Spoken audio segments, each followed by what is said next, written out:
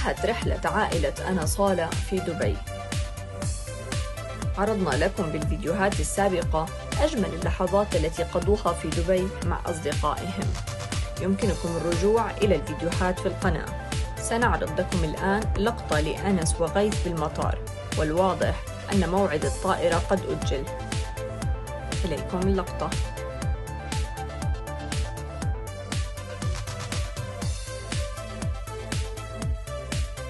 لاحظ الكثير العلاقة الوطيدة بين غيث مروان وأنس، وغيث مروان وأسامة، فهو صديقهم الصادق الصدوق المقرب. وطبعا غيث يمتلك قناة تعدت 1,000,000 مشترك، والواضح أن أنس هو من نصحه بإنشاء قناة كباقي أصدقائه أيضا.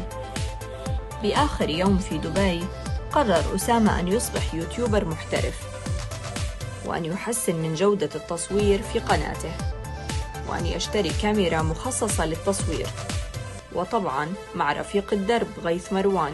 إليكم الفيديو. أخيرا أسامة حيصير يوتيوبر. اشترى اليوم كاميرا فلوجينج. مبروك. كل هاي كاميرا؟ كل هاي كاميرا. عقبال ما تنزل فيديوهات أطول الناس بهالجديدة. فيديوهات على قد الكاميرا. زود انت بتعرف ليش جبت الكاميرا؟ ليه؟ كل ما احطك بيطلع شكلك صح؟ فهي اللي بتخليك تطلع حلو. ما انت مسافر بكره، ليش اشتريته معناته؟ عشان شكلك انت اللي زباله يا ابو. الله يسامحك، الله يسامحك. شايف حالك؟ بتمنى يكون عجبكم الفيديو اليوم. لمزيد من المقاطع المميزة من سناب شات أو انستغرام أو تيك توك أو من أصدقائهم وللصور الحصرية تابعونا. دعمونا بلايك لنستمر، اشتركوا بالقناة وفعلوا جرس التنبيه تشوفوا كل شي جديد.